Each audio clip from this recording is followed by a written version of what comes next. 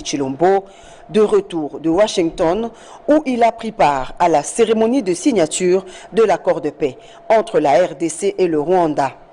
Tel un brave artisan de la paix, auréolé de son succès diplomatique, le président de la République a gagné le pari d'une paix durable, longtemps recherchée depuis au moins 3 décennies, marquée par une guerre interminable.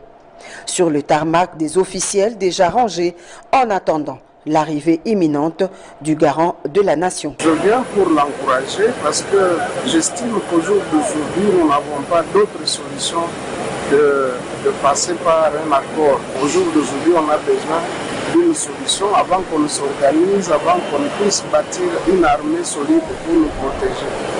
Vous savez que dans la vie des nations, c'est l'armée qui protège les États. Je crois que ce qui est important, c'est que nous puissions avoir la paix. Nous demandons à tous les signataires, en commençant par le Rwanda, de respecter ses engagements pour que la paix revienne et que la région puisse se développer, que la RDC puisse être en paix et pouvoir se remettre au travail.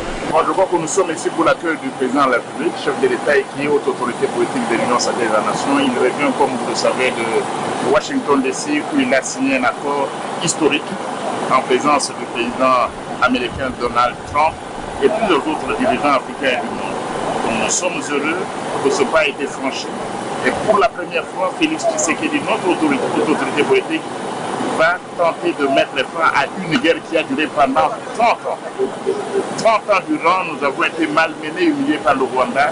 Et voilà un homme qui est là, qui remet les choses là où il devait être. Je demande donc à notre peuple de féliciter d'abord les militants de l'Union sacrée, les membres, les cadres qui sont venus, qui sont massés tout au long du parcours qu'on va suivre le côté présidentiel pour acclamer le père de la nation. C'est aux alentours de 14h25 heure de Kinshasa que l'avion présidentiel s'est posé sur le tarmac. Un comité restreint d'accueil composé des officiels, membres du gouvernement et des autres institutions de la République. Le président Félix-Antoine Tshisekedi Tshilombo, accompagné de la distinguée première dame Denise Nyakirou, a eu droit dès sa sortie de l'aéroport à une liesse impressionnante de la population qui reconnaît en son chef l'artisan d'une paix solide.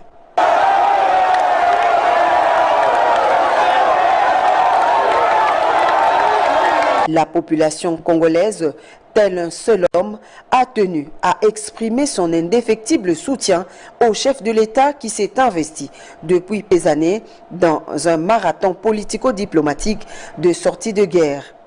Dans les rues de Kinshasa, c'était l'euphorie totale.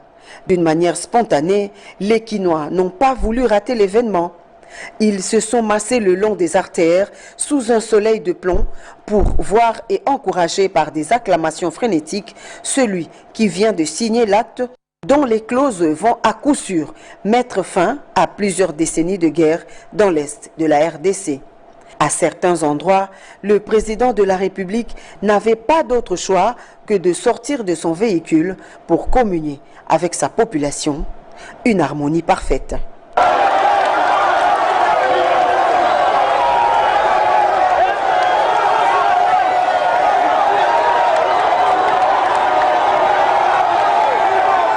Des drapeaux du pays hissés en signe de patriotisme, des chants de joie résonnaient à travers les rues de la capitale. Des jeunes se sont constitués en groupe voulant offrir un spectacle vibrant afin de rendre hommage à celui qu'ils qualifient affectueusement de vaillant guerrier. Cet accueil est perçu comme un symbole d'espoir et de renaissance d'un pays qui cherche à tourner une page sombre de son histoire. L'accord signé entre la RDC et le Rwanda marque un pas décisif au rétablissement de l'autorité de l'État sur l'ensemble du territoire national et ouvre une nouvelle ère de prospérité partagée pour les populations de la région des Grands Lacs. Il traduit enfin l'engagement constant du président de la République Félix-Antoine Tshisekedi Tshilombo en faveur de la paix et de la stabilité de la RDC et par extension de l'ensemble de la région des Grands Lacs. Est-ce qui se justifie car dans la suite de l'accord de paix signé entre la RDC et le Rwanda, les intentions économiques du pays de l'oncle Sam se sont fait plus concrètes. 2 accords stratégiques avec les États-Unis d'Amérique.